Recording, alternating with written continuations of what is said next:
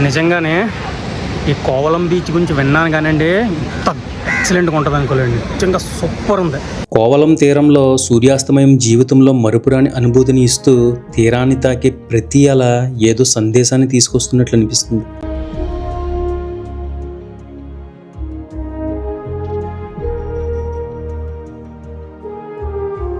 అనంత పద్మనాభ స్వామి ఆలయ గోపురం నుంచి మొదలై అజ్మల్ సముద్ర తీరంలో ధ్యానంలో కూర్చున్న శివుడి వరకు ఈ నగరం ఆధ్యాత్మికతతోనే జీవిస్తుంది. జటాయు ఓడిపోయిన యోధుడు కాదు, ధర్మం కోసం విరిగిన రెక్కలతో పోరాడిన ధైర్యం. విజయం కాదు, త్యాగమే చరిత్ర అవుతుందని చెప్పిన అమర ప్రతీక. సముద్రం, కొండలు, ఆలయాలు కలిసి ప్రకృతితో సమతుల్యతగా అరేబియా మహాసముద్ర తీరాన నిలిచిన పట్టణమే త్రివేంద్రం అని పిలువబడుతున్న తిరువనంతపురం.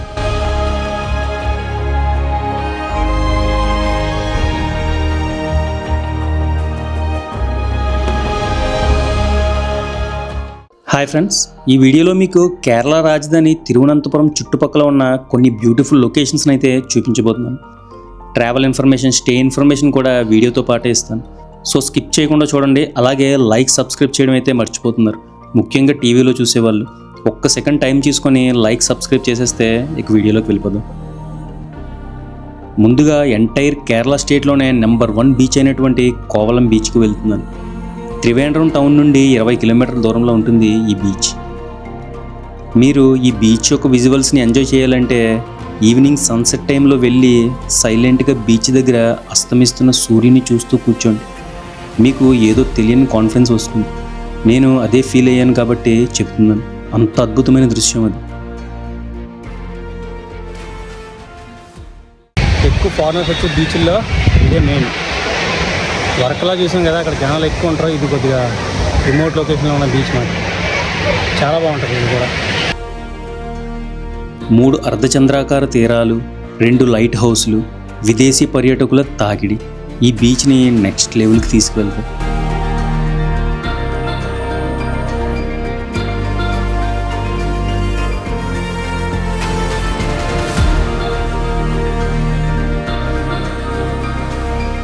నిజంగానే ఈ కోవలం బీచ్ గురించి విన్నాను కానండి, ఇంత ఎక్సలెంట్గా ఉంటుంది అనుకోలేండి. నిజంగా సూపర్ ఉంది.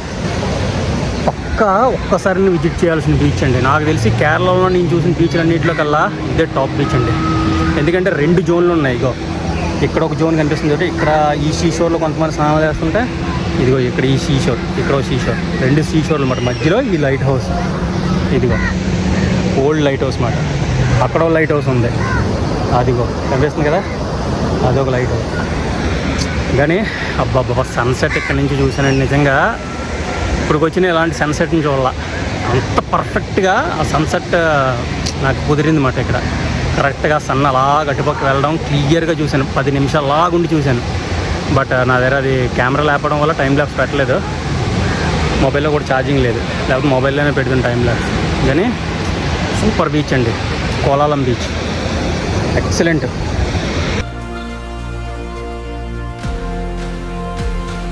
ప్రతి అల తీరాన్ని తాకినప్పుడు కాలం వెనక్కి ప్రయాణించినట్లు అనిపిస్తుంది. ఆయుర్వేద చికిత్సలకు ప్రపంచవ్యాప్తంగా గుర్తింపు పొందిన కోవలం శరీరాన్ని మాత్రమే కాదు, మనసుని కూడా స్వస్థపరుస్తుంది.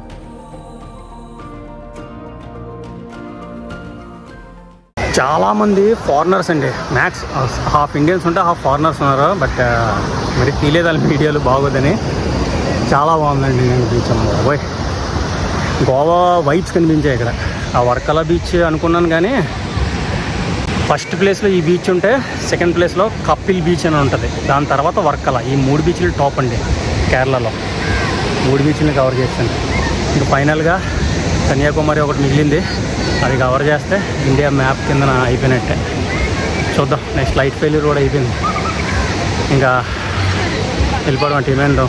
డార్మేటరీకి మంచి డార్మేటరీ ఉంది, రూమ్ కూడా ఎక్సలెంట్గా ఉంది.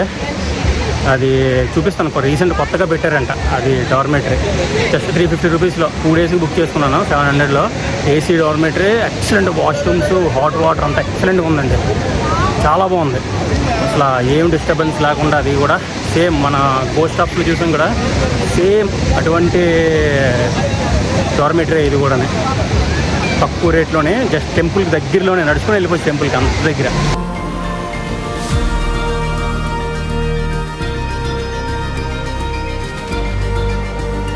సముద్ర గాలి, కొబ్బరి చెట్ల నీడ, సూర్యాస్తమయపు బంగారు రంగు ఇవన్నీ కలిసి ఒక ఆధ్యాత్మిక అనుభూతిని ఇస్తాయి. ఇక్కడ కోవలం పేరు వెనుక కూడా ఒక నిశ్శబ్ద కథ ఉంది.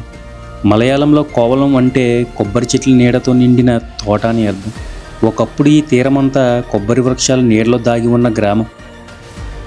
1930లలో తిరువనంతపురం మహారాజు ఇక్కడ విశ్రాంతి తీసుకున్న తరువాతే కోవలం వెలుగులోకి వచ్చింది. ఆ తరువాత 1970లలో హిప్పీ ట్రావెలర్స్ కోవలాన్ని ప్రపంచ పటంపై నిలిపారు. పెద్ద హోటళ్లు రాకముందే కోవలం ఆత్మను విదేశీయులు గుర్తించారు.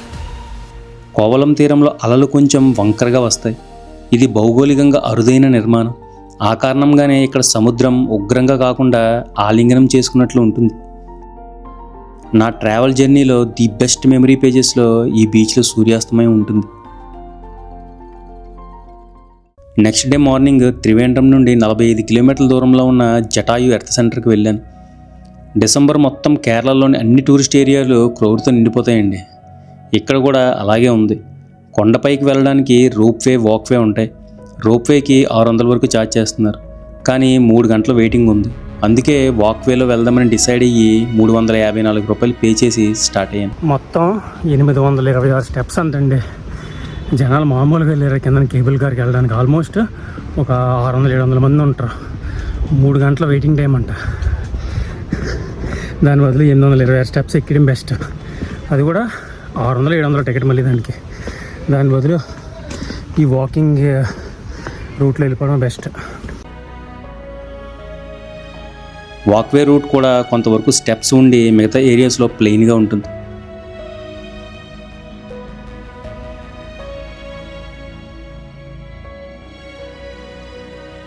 చాలా వికెట్లు దారిలోనే పడిపోయాయి ఎక్కలేక. అలవాటు ఉండాలండి ట్రెక్కింగ్. అందుకే చెప్తూ ఉంటా, అప్పుడప్పుడు ట్రెక్కింగ్లు చేయండి, ఇటువంటి ఈజీ ఎక్కివచ్చని.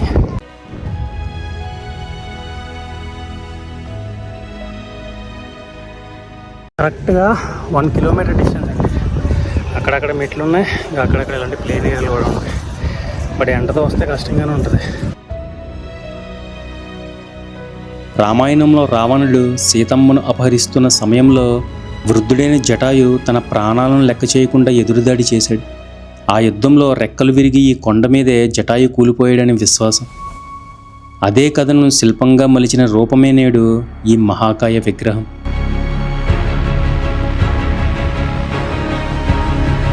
జటాయు ఎర్త్ సెంటర్ నిర్మాణం వెనుక ఒక ప్రత్యేక ఆలోచన ఉంది. చాలా స్మారకాలు విజయాన్ని చూపిస్తాయి, కానీ ఇక్కడ విజయం కాదు, ప్రతిఘటనను చూపిస్తాయి.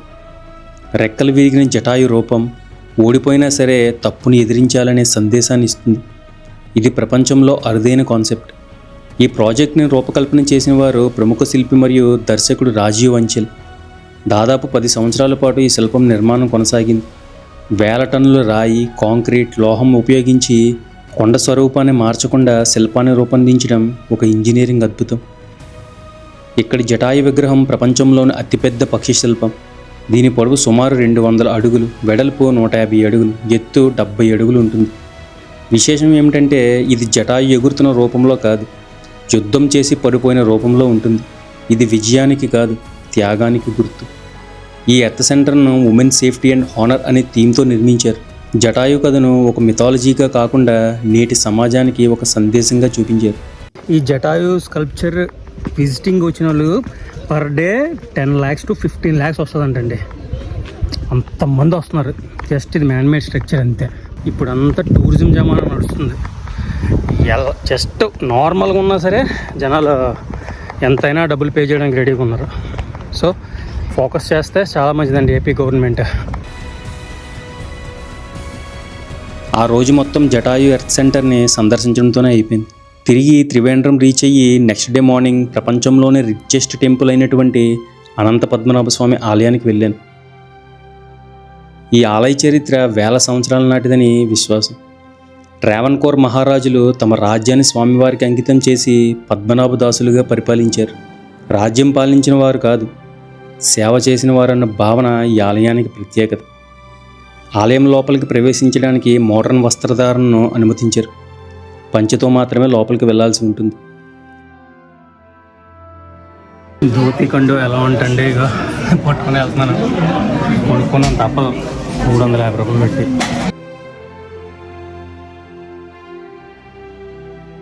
ఆలయం లోపలికి మొబైల్ కూడా ఎలా ఉండదు. కానీ కొన్ని వందల సంవత్సరాల పురాతన ఆలయంలో ఉన్న విష్ణుమూర్తి అనంత సైన్యంలో దర్శనమిస్తాడు. అనంతుడు అనే ఆదిశేషునిపై విశ్రాంతి తీసుకుంటూ పద్మనాభుడిగా అవతరించిన రూపం.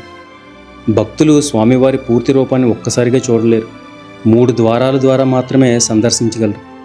మొదటి ద్వారం స్వామివారి ముఖం, రెండవ ద్వారం నాభి నుంచి ఉద్భవించిన బ్రహ్మ, మూడవ ద్వారం పాదాలు.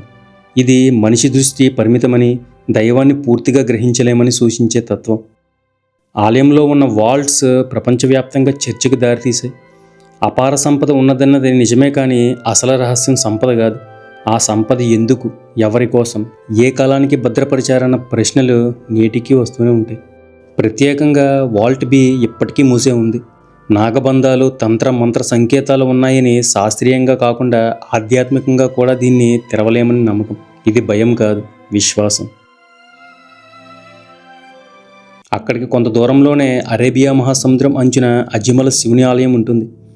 ఈ ఆలయం ప్రత్యేకత అక్కడ నిలిచిన 58 అడుగుల మహాశివ విగ్రహం. సముద్రం వైపు చూస్తూ ధ్యానంలో ఉన్న శివుడు. ఇది ప్రపంచంలోనే అరుదైన దృశ్యం. ఇక్కడ సూర్యాస్తమయం ఒక మహోత్సవంలా ఉంటుంది.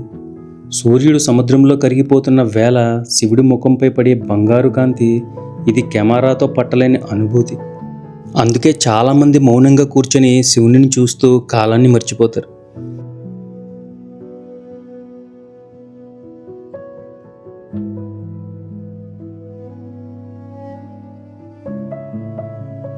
పక్కనే ఉన్న బీచ్ కూడా పర్యాటకులకి చక్కని ప్రదేశం.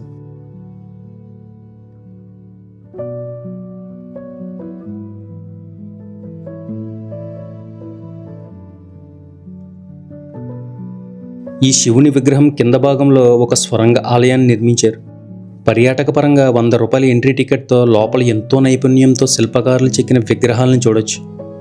వీడియోస్ అలౌ లేదు కాబట్టి కొన్ని క్లిప్స్ మాత్రమే సీక్రెట్గా రికార్డ్ చేయగలిగాను. ఇంకా చాలా అద్భుతమైన స్కల్ప్చర్స్ లోపల ఉన్నాయి. ఎప్పుడైనా వెళ్ళినప్పుడు మాత్రం వాటిని చూడడం అస్సలు మిస్ అవ్వద్దు.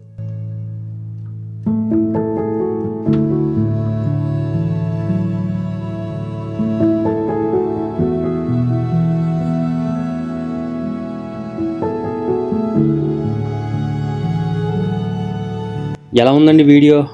మీకు నచ్చితే కామెంట్ పెట్టడం అస్సలు మర్చిపోవద్దు. ప్రతి కామెంట్కి రిప్లై ఇస్తాను. ఏమైనా ఇన్ఫర్మేషన్ కావాలనుకుంటే ఫేస్బుక్, ఇన్స్టాగ్రామ్లో మెసేజ్ చేయండి. ఫైనల్గా లైక్, సబ్స్క్రైబ్ చేయడం అయితే అస్సలు మర్చిపోవద్దు. నెక్స్ట్ వీడియోలో కలుద్దాం. Thanks for watching.